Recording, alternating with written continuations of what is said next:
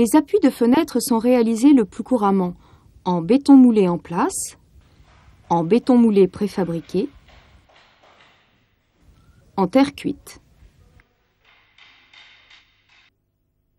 L'appui de fenêtre assure la liaison entre l'allège et la menuiserie. Voici des appuis avec nez et oreille, nez sans oreille, sans nez. L'appui délimite la hauteur de l'allège et rejette l'eau de pluie vers l'extérieur.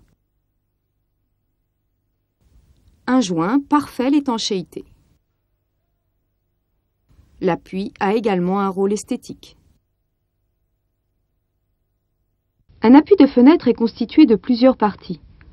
Le regingot, net et rectiligne, évitant toute remontée d'eau dans la maçonnerie, il est formé de deux parties, le plat, la gorge. Le glacis, plan, non faïencé, qui rejette l'eau de pluie vers l'extérieur. Le nez, formé de deux parties, la face, le larmier, et enfin les oreilles, d'une longueur égale à la largeur du nez. Pour réaliser le coffrage d'un appui de fenêtre, il faut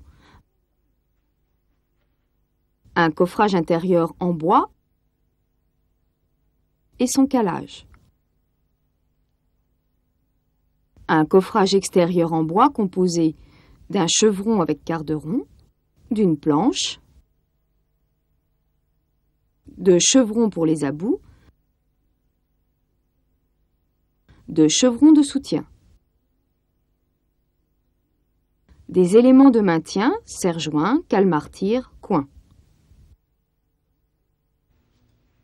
Voici un coffrage métallique. Les coffrages du commerce sont modulables.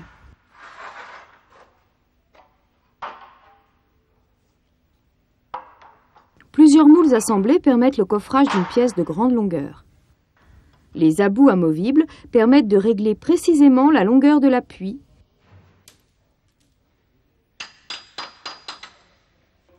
Ils facilitent le décoffrage.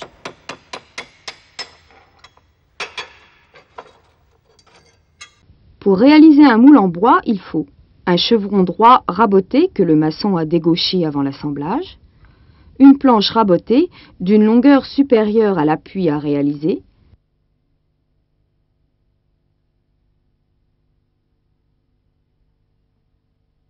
un quart de rond pour le larmier ou goutte d'eau,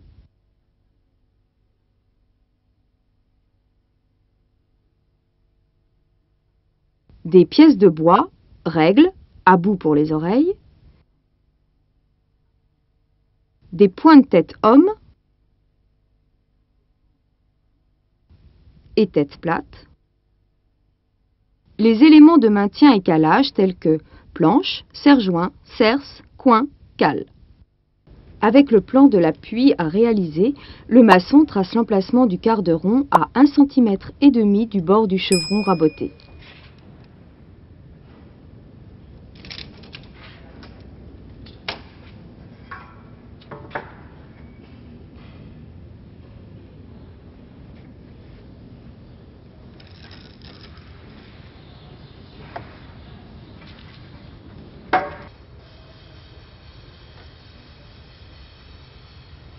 Il émousse la tête des pointes pour éviter l'éclatement du quart de rond au clouage.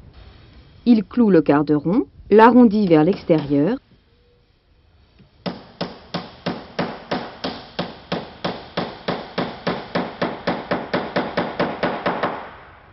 et il chasse la tête des pointes afin qu'elles affleurent parfaitement.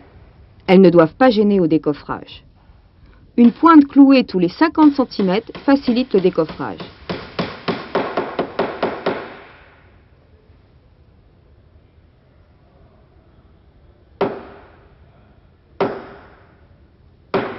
Le maçon mesure sur la planche la longueur de l'appui et trace l'emplacement des abouts.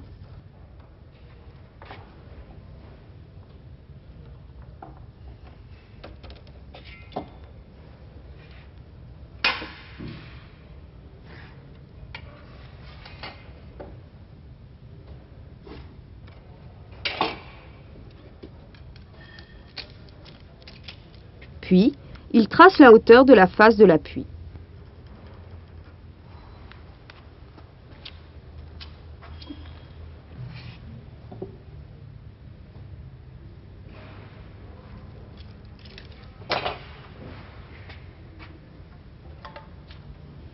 Il positionne le chevron et l'épingle provisoirement.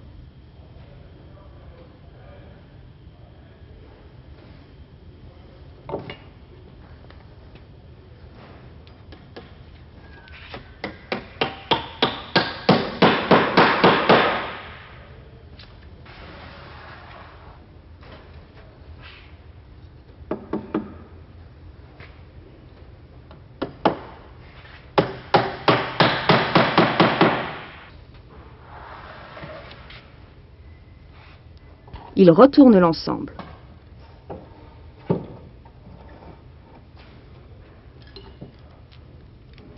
Il prend la mesure de la face de l'appui, ajoute 3 cm et reporte le résultat sur la planche. Il trace l'emplacement des pointes.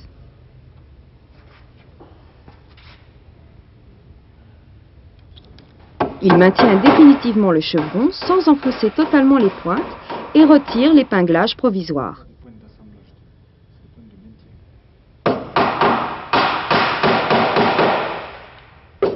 Il retourne le coffrage et positionne un about parfaitement d'équerre contre l'extrémité du quart de rond.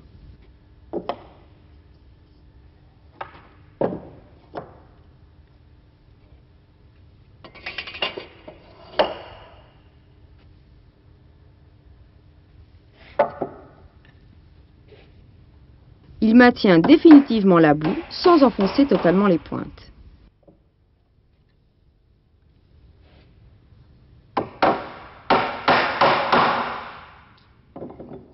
Il effectue un contrôle. En cas de mauvais équerrage, il doit déclouer et recommencer l'opération. Il effectue les mêmes opérations pour l'autre about.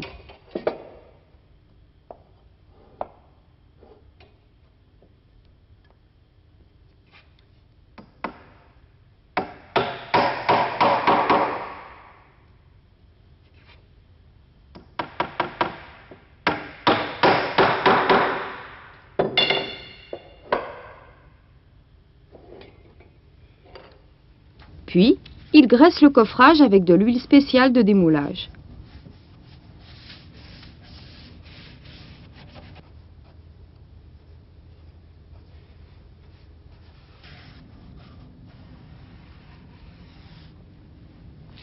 Le coffrage extérieur est assemblé. On peut alors tracer l'axe de l'appui sur le chevron. Pour réaliser le coffrage de l'appui, le maçon prépare de l'huile de décoffrage. Et pour la partie avant, 2 planches et 4 cales de bois pour le calage du moule métallique, une planche pour la semelle, 2 serre-joints, 3 cerces, des coins pour faciliter le réglage en hauteur et le décoffrage. Pour la partie arrière, une planche supérieure à l'appui, 2 planches de soutien,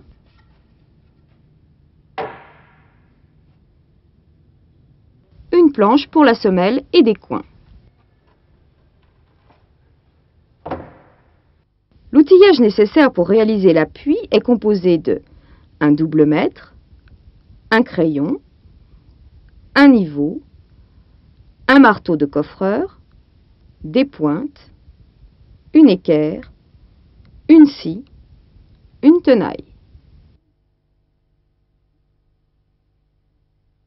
Après avoir étudié le plan d'exécution et déterminé la hauteur de l'allège, le maçon trace la hauteur du plat du regingot par rapport au trait d'emprunt et prolonge sur le tableau le tracé de niveau jusqu'en façade.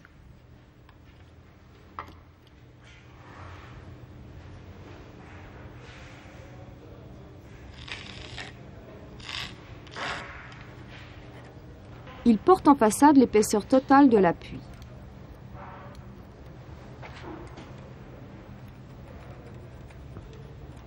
Ce tracé matérialise le dessous de l'appui qui lui servira à positionner le coffrage. Le maçon, toujours de l'intérieur du bâtiment, retrace l'axe de l'ouverture. Ensuite, il effectue un contrôle sur l'autre côté de l'ouverture. Il matérialise le tracé.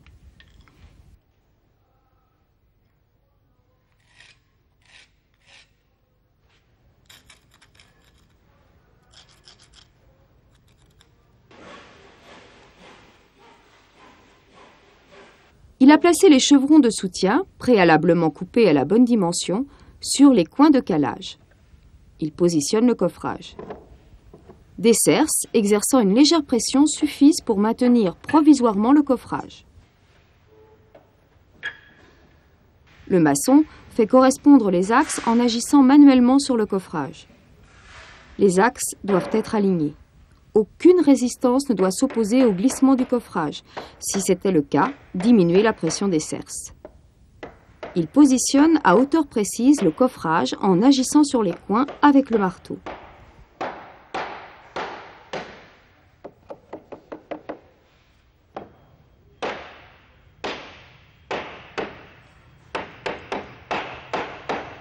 Il effectue un contrôle de l'horizontalité.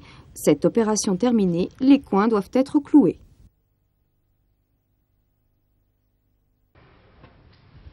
Le maçon présente la planche de coffrage après huilage. Il la positionne et la maintient provisoirement avec les cerces. Il règle en hauteur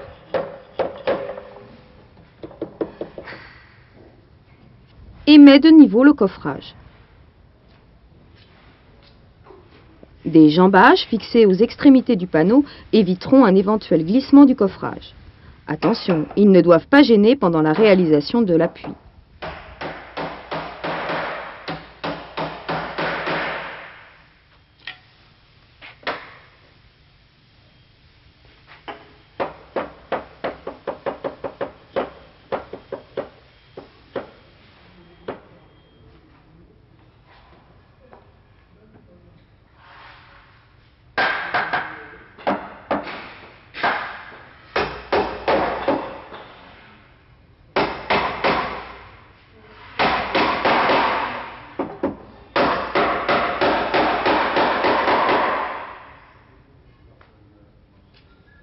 Avant le blocage définitif, le maçon effectue un contrôle visuel et dégauchit les arêtes du coffrage arrière et avant.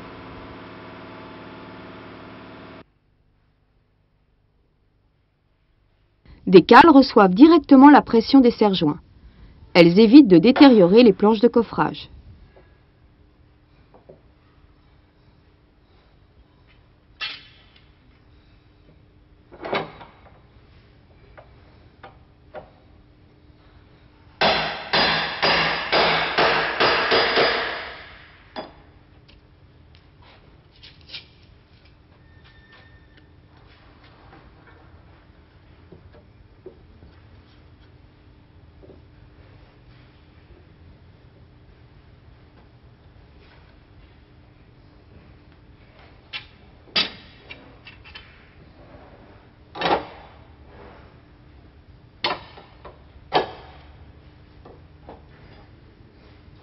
Il bloque définitivement les serre-joints. Par mesure de sécurité, des protections sont placées aux extrémités des serre-joints. Il contrôle l'horizontalité et retire les cerces.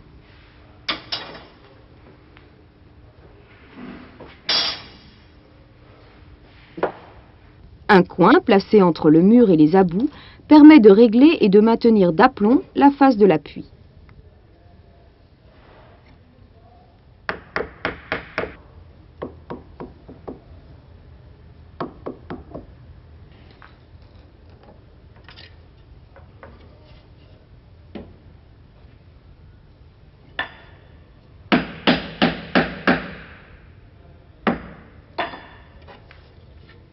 Un dernier contrôle.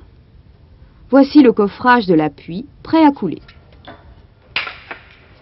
Nous avons réalisé un coffrage entièrement en bois. Remplaçons maintenant la partie avant par un moule métallique. Le mode opératoire est identique à la mise en place du moule bois. Des cales sont positionnées entre le moule et les serre-joints. Les abous sont réglés et bloqués avant la mise en place du moule.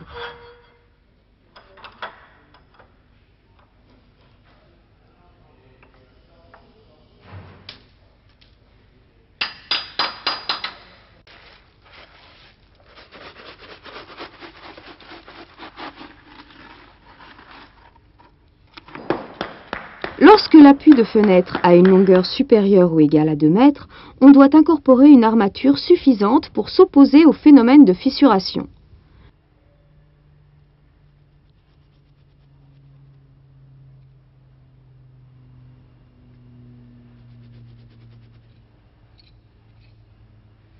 L'armature renforce également les oreilles.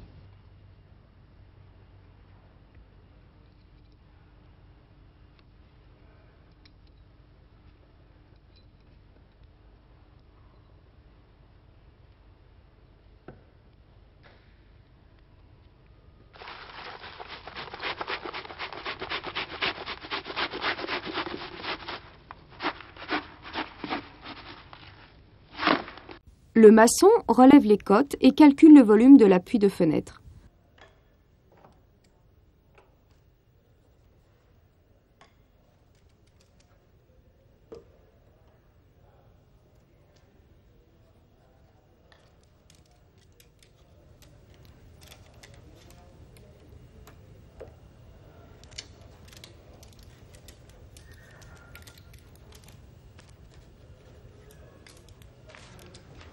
La section de béton a la forme d'un trapèze.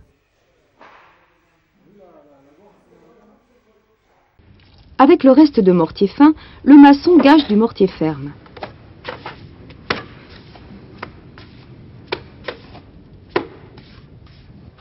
Pour terminer le glacis, il répartit et serre le mortier avec la truelle.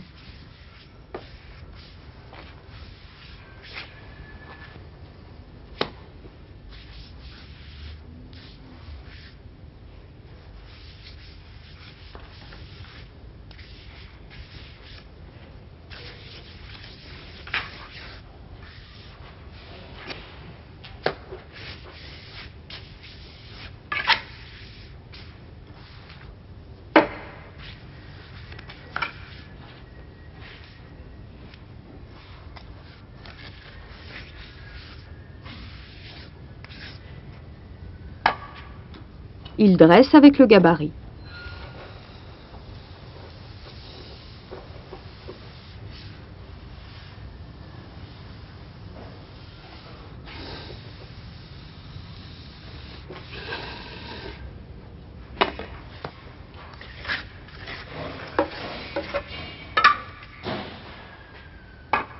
Plusieurs passes sont nécessaires.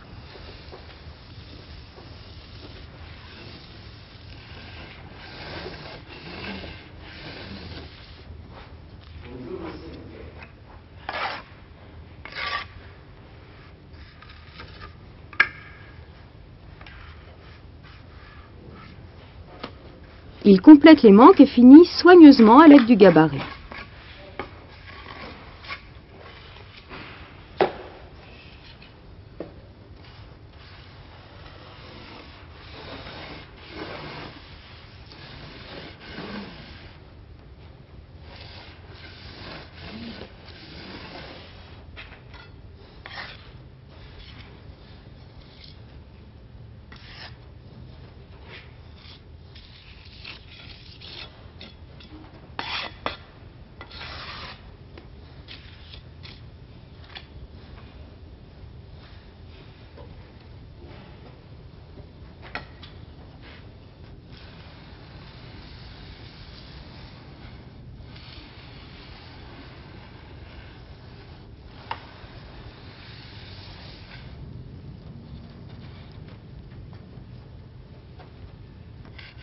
Il façonne avec un lito les oreilles.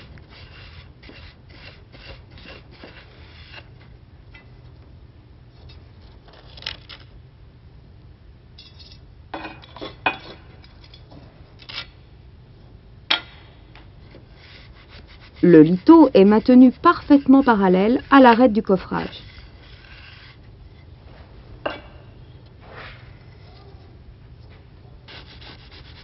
Il façonne l'autre côté.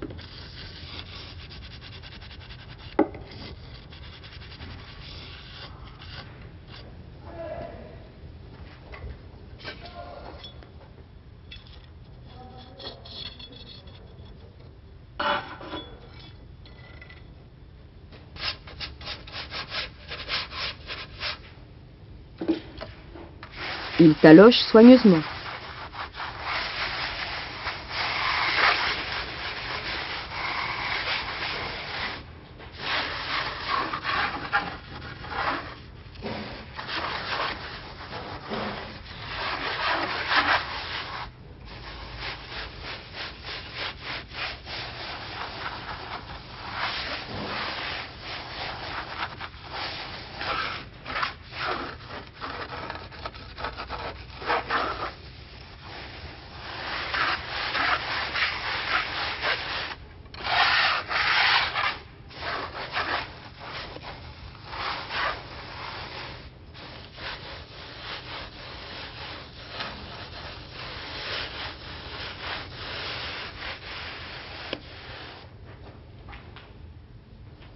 Il rajoute du mortier lorsqu'il y a des manques.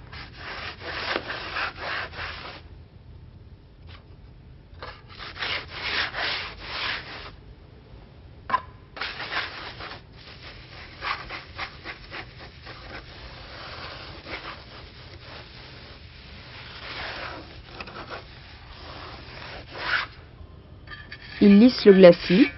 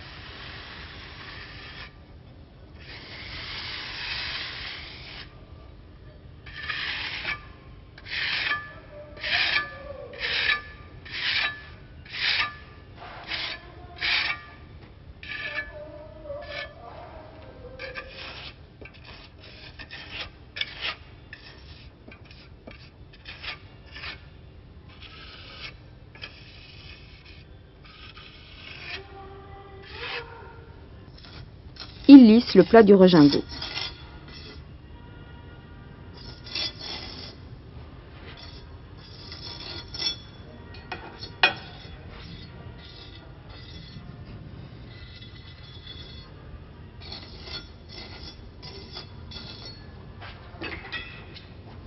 Puis, termine soigneusement le façonnage de la gorge et de l'arête.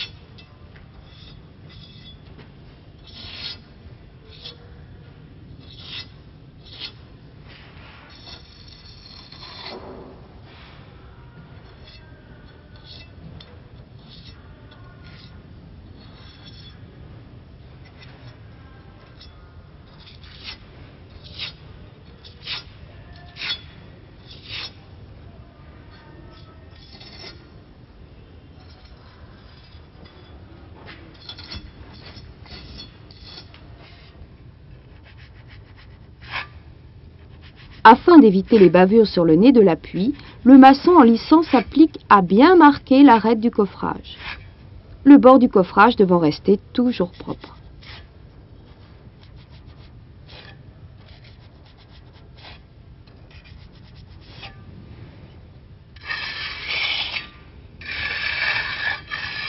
Dans le cas du moule métallique, le maçon utilise les mêmes instruments que pour le moule bois. Pour donner un aspect soigné après décoffrage, il prépare un mortier de plasticité ferme. Il garnit le moule sans excès d'épaisseur avec ce mortier, après avoir pris soin d'humidifier le support et de huiler les éléments du coffrage avant leur mise en place.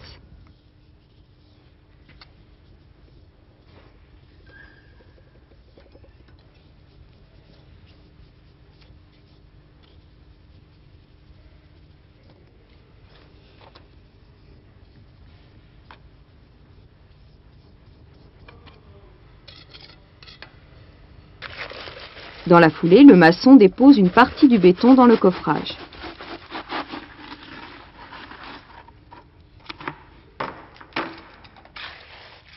l'étale à la truelle en évitant de détériorer le mortier gras, puis le serre à l'aide du bout de chevron et du marteau.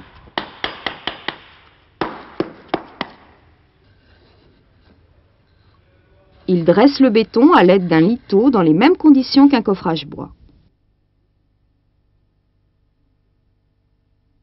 Pour terminer le glacis, il serre le mortier avec la truelle, le dresse avec le liteau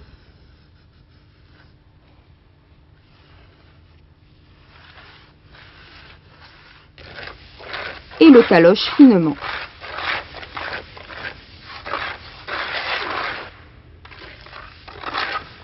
Il place un liteau comme repère pour façonner le dessus du plat de Rogingot. L'horizontalité doit être parfaite.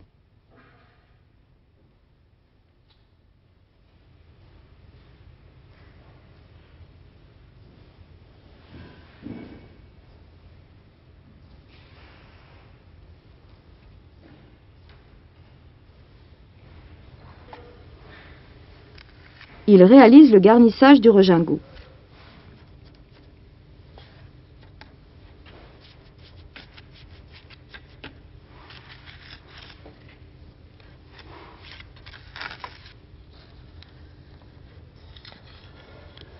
Il retire les cales d'épaisseur et garnit les manques.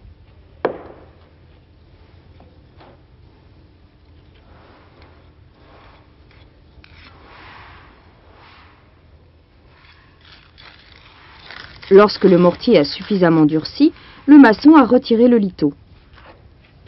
Il place une planche droite et étroite, maintenue à plat sur le Rogingot pour faciliter le travail du tuyau PVC.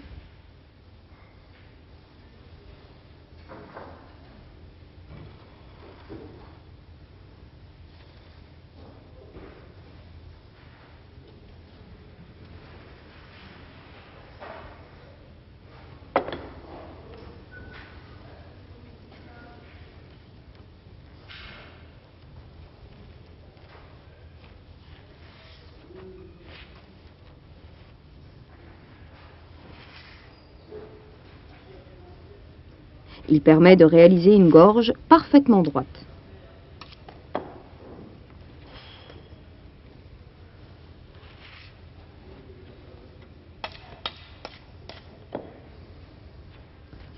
Le maçon remonte également le mortier en forme de gorge au droit des tableaux.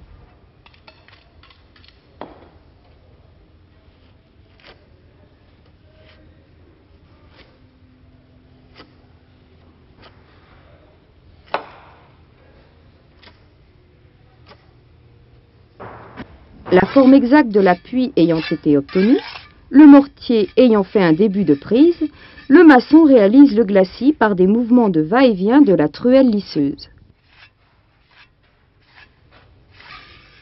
Afin d'éviter les bavures sur le nez de l'appui, en lissant, il s'applique à bien marquer l'arête le long du coffrage. Il termine soigneusement le façonnage de la gorge avec le tuyau en PVC et la langue de chat.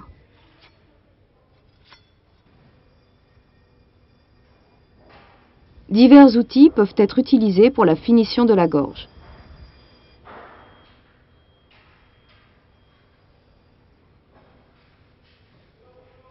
Il retire la planche du dessus du Rogingot.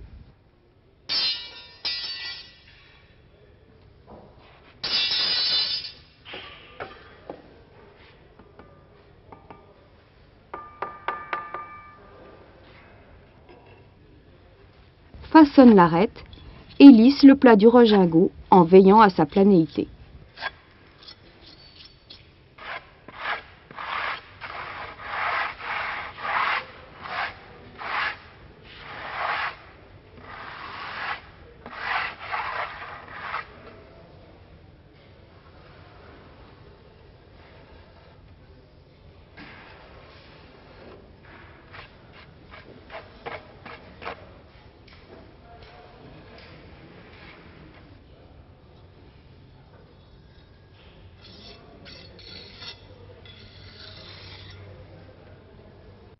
Les appuis de fenêtre et seuils de porte-fenêtre peuvent être préfabriqués.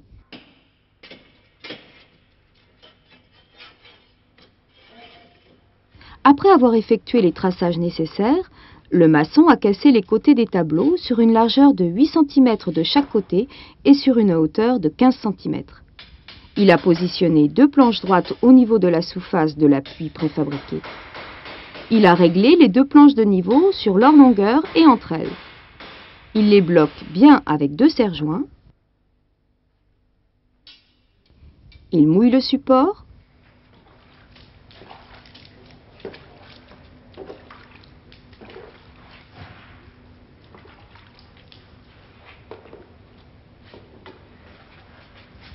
Il remplit de béton si nécessaire ou étale du mortier ou réalise des plots de mortier de 10 cm de largeur espacés de 20 cm.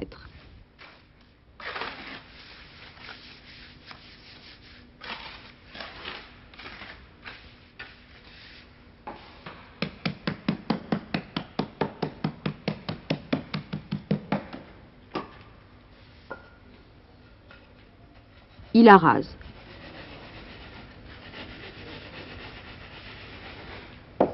Il ajoute du mortier qu'il va chanfreiner avec la truelle le long des bois de coffrage.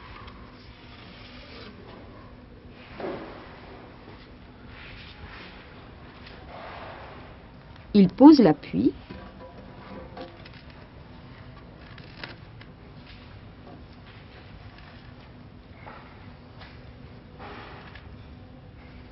Le positionne par rapport au tableau. Les relevés de l'appui doivent correspondre au nu des tableaux.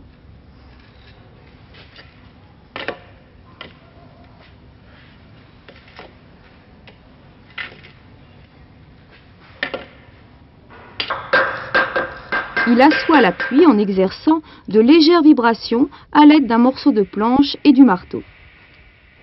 Il contrôle en même temps le niveau du nez et du regingot.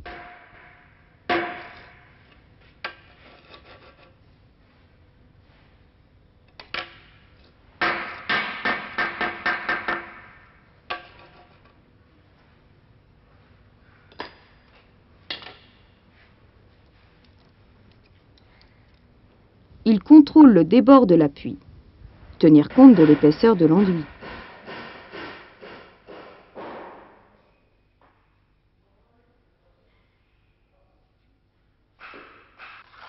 Le maçon garnit les réservations au mortier.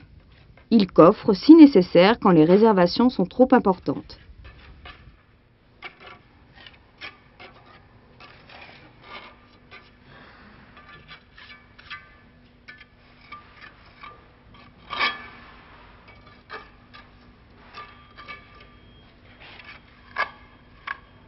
Une fois ces opérations réalisées, il démonte les planches, rebouche les trous des serre-joints et le joint sous l'appui, et nettoie le larmier si nécessaire.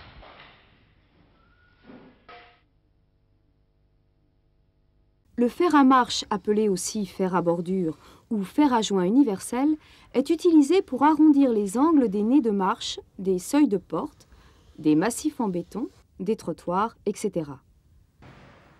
Voici le côté qui forme l'arrondi. Ici, l'autre côté est l'angle d'appui sur le coffrage. Voici un seuil en cours de coulage. Nous allons réaliser une arête arrondie à l'aide du fer à joint. Le maçon doit chanfreiner le béton avec la truelle pour faciliter le passage du fer.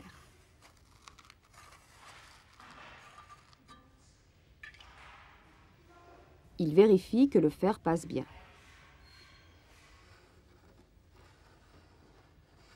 Il contrôle la pente prévue pour le seuil.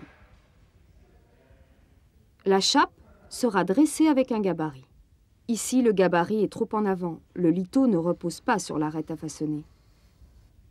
Le maçon recule le gabarit pour qu'il repose sur le bord du coffrage. Il trace l'emplacement de la pointe de butée qui permet de faire coulisser la règle parallèlement au coffrage.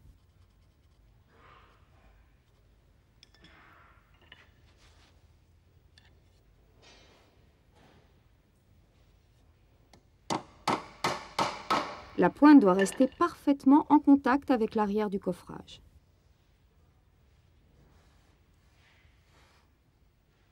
Il dresse la chape. Il effectue un mouvement de va-et-vient en gardant le gabarit perpendiculaire au coffrage. Il retire l'excédent de mortier.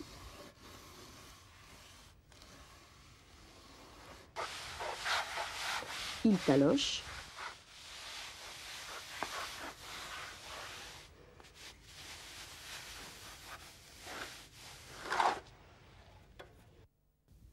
Le maçon mouille le fer, l'oriente et marque son empreinte. Il dégage le bord du coffrage et lisse en inclinant le fer.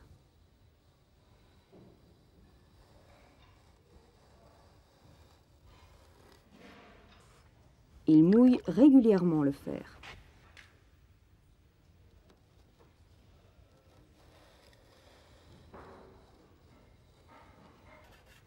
Il veille à la propreté du bord du coffrage pour un appui régulier du fer à joint.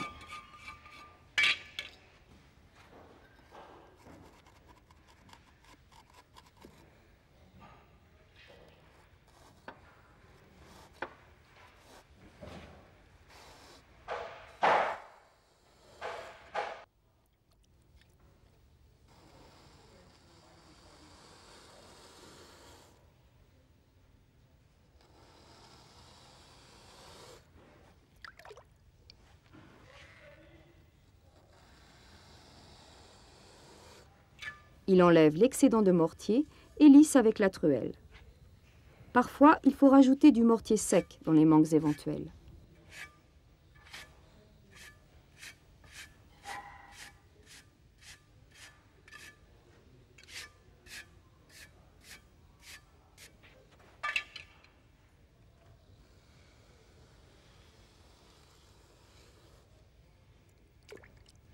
Il termine minutieusement les angles.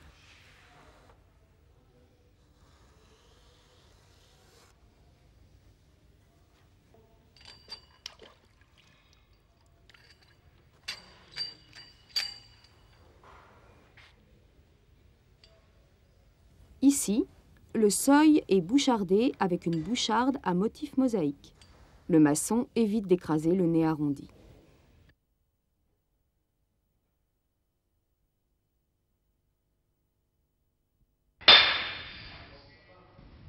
24 heures après le coulage, le maçon retire les serre-joints et décoffre le moule, sans oublier de nettoyer et ranger les bois de coffrage.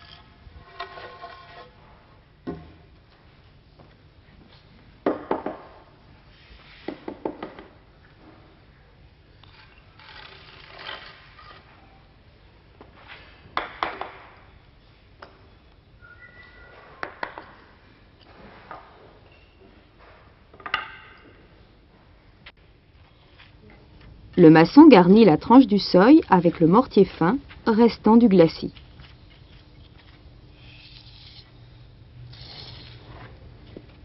Il taloche avec un morceau de polystyrène.